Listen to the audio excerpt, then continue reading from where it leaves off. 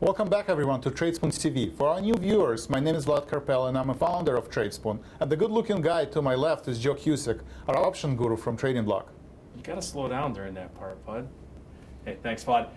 But before we get started today and talk about the events on the landscape for Wall Street, I want to announce a new offer for all the viewers on Tradespoon TV. Today, if you open up a trading account at MoneyBlock.com, I'll discount your commissions to $250 minimum and 50 cents a contract. Now, Vlad, I need your help on this one. I need you, being the big guy, to put a offer out there, a discount. How about to a subscription here at Tradespoon? Yes, Joe, and I agree wholeheartedly. We preach about return on capital at Tradespoon, and often slippage and commissions can take anywhere from 20 to 30% of your winnings. So at Tradespoon, our usual price is $97, where you get elite and premium pick. And today we want to announce a deep discount of $67. For $67, you can get access to our premium service, our elite service. You can also have access to our educational content, our research, and many other great tools for all the traders. Folks, this means that if you have a TradingBlock.com and a Tradespoon account, and you're an elite trader, which means you trade 6 times a month, correct? You're only paying $97 a month for both services. That's a savings of $100 if you're trading at TOS. If you're trading at TradeMonster, and you're going to save $90 trading with TradingBlock.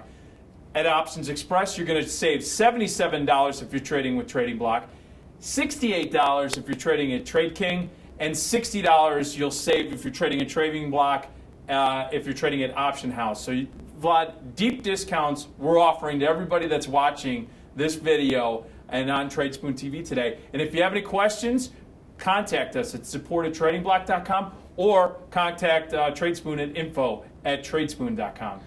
Yes, and I agree that commissions is a extremely important part of the trading and the most overlooked part of the trading very often. So let's jump into economics events, and let's look at some of the events that will drive the stock market this week. And Joe, let's look at new home sales. Yeah, and again, when I look at these different types of events, I'm going to pick out an ETF that kind of tracks that sector. And we're going to look at the real estate sector, and we're going to look at the iShares Mortgage Real Estate ETF REM.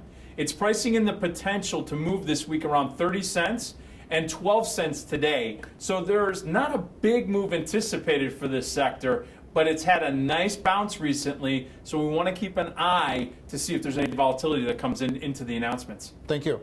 What about the energy markets? What are you seeing in front of the crude inventories and the natural gas numbers this week? So taking a look at the crude first, we're going to use the sector ETF USO, which tracks the crude markets. There's a 71 cent estimated move being priced in for the stock this week. Now, crude's been on the slide for the last month and a half, but has been firming up as late. So we're going to keep an eye on the oil fund in front of this inventory release in 827. And being a consumer, I've seen that the prices at the pump have been coming down. Let's see if that can continue.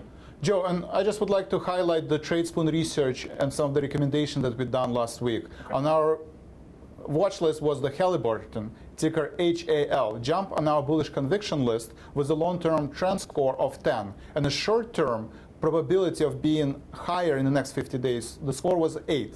I want to take a look at natural gas. What do you see in front of the natural gas numbers? Nat gas, too, has halted its slide that it's seen over the last month and a half. We see that it's been in a consolidation for the last few weeks, so we're going to look at the sector ETF UNG that tracks nat gas. There's a 7-day estimated move of around 82 cents, which is about a 4% move being priced in this week, either up or down in that nat gas ETF. Keep an eye on it. Thanks. And another small energy stock that has been on our conviction bearish list is Alpha Natural Resources, ticker ANR. Our long-term bearish score was 1 and a short-term trend score of 2. There is roughly a 6.75% estimated move being priced into this energy name. So if you're on it, be on your toes. Joe, let's wrap up this week's data. Can you give us your take on the personal income and spending data due out this week on August 29th? Yeah, my perspective is my personal income is too low and we're spending too much. No. On this one, I want to take a look at the broad-based index that most viewers are familiar with, and that is the S&P 500. And we want to look at what's being priced in the SPX. The SPOOs right now are pricing in the potential move in the underlying of around 23 bucks. It's not a ton this week, but again, don't get too complacent. Get ready, stay focused into the number. Thanks, Joe. And folks, if you want to learn more about the Conviction Bear Bulls list on Tradespoon site, or as I'd call it, scoop or watch an archive webcast on how to calculate the estimated moves we discussed today. Just go to tradespoon.com and you can see the recorded webinars about Tradespoon, about the estimated move, and some of the other educational content that we have on the site. All right, let's now shift gears and jump into the mechanics of the pick. Mechanics of the pick is where Joe and I will break down previous picks and give you our insights on all of those trades. It's now time to take a look at some of these picks. This is where we break down the logic of the trade, as well as any follow-up as far as adjustment to the trade or maintenance. We will look at one premium trade and one elite trade. Let's start with the long pick, United Rentals, ticker URI, from August 14th. The stock has a nice run of about $9 since the recommendations, and we continue to have conviction for the bullish case, as indicated with the number 1 on the slide, near the short and long-term score of 10 for the trend. You can also see that the probability of going above 123 or below 116 price level are about 41% probability, as you can see indicated with the number 2 on your slide. So at this junction, this trade is an ideal situation. Joe, any thoughts on this trade? Yeah, first of all, let's take a look at the stock trade. With the stock trading at 119 and an entry price of 110.85, and only having roughly around a 41% probability of being above 123 at SEP expiration, I would look to having a sell limit in place somewhere around 122. Or if you're going to stick with it, take an opportunity to take some premium in, maybe look at selling the SEP 122 calls. If you're long the 105 calls, as they say, pigs get slaughtered. Let's take a nice trade to the bank. Finally, the spread trade. If you want the full profit on the spread trade, on that bull call spread, you're going to have to wait until expiration, and that's not for another 25 days. So you can always put an order out there to take profits. It's somewhere between 480 and 490, just to be prudent. Yes, always check out our site. Look on every trade recommendation. We have return on capital number, and always figure out what the return on capital should be for your own trading style. So now let's turn our attention to elite trade. On our elite trade, in the past we had ticker PEG, has demonstrated a pattern of neutral to negative technical signs. But it looks undervalued at this price level. PEG stock has met all of the last 4 quarter earnings estimates. PEG is a good defensive stock and a good investment for dividend lovers and for the long-term traders, especially in the utilities sector. Initially, the buy-sell rating was at 7 when we initiated coverage of this utility stock, but now it's a solid 9, as indicated by the number 1.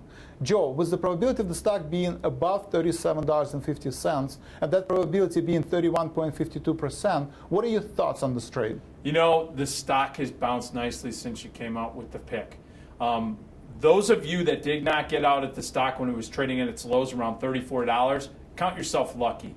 That's where your trade management was a little bit off. You probably should have cut your losses, and you got lucky on the bounce. With that long-term no rating going to 9, if you're in this stock, you can do one of two things. You could look at selling a covered right somewhere around that 37.50 range. I'd probably look in October because of that low 31% probability of being above 37.50. Sell that call to take in some premium. Otherwise, I would get out of that particular trade. Count your blessings. If you're in the long call, the $35 call, again, take a look at pulling that trade off. You have a low probability of the upside. There's very little. There's only 25 days left until expiration on the SEP. I would look to potentially take that off. Count your blessings, as I said earlier, and let's see if we can't redeploy that with a higher level of conviction going into October expiration. Thanks, Joe. And remember, if you close any of these trades prior to the original target we posted, the closeout on the day, you can find the information about the adjusted price on our daily email. So please be sure to look at our daily email to see any adjustments we do on the trade. Also, this adjustment will be posted on our social media channels, Facebook and Twitter. So now I'd like to turn our attention to Tradespoon Tool Time. Tool Time is where I walk through one of our tools so that the user of our site can better understand how to use Tradespoon technology and Tradespoon recommendations. Today I want to talk about Twitter, Facebook, and blog pages. These are invaluable resources. For instance, on Twitter we have posts that pertain to the market insights, pick updates and updates to our blog. The blog is where I give you my perspective on the market, some of the picks and just general insights that are on my mind every day. Finally, Facebook is this is the place where we post videos, webinars, comments that allows others to socialize, making investing and trading and learning about trading fun. We look forward to enhancing these outlets, and we need your help in growing our reach so that we continue to grow the team to offer you even richer content. So please like us on our Facebook page, retweet some of our tweets, and spread the word to your trading friends about our blog. We will appreciate it a ton, as always, if you can send us your feedback via email at info@tradespoon.com with any of your thoughts. Thanks again for joining us this week, and I want to thank Joe Cusick and other partners for joining us this week on Tradespoon TV. Join us online for all of our webinars this week, and feel free to check out our archive content, both webinars and live TV. Have a great week, and we will see you next week. Thanks a lot.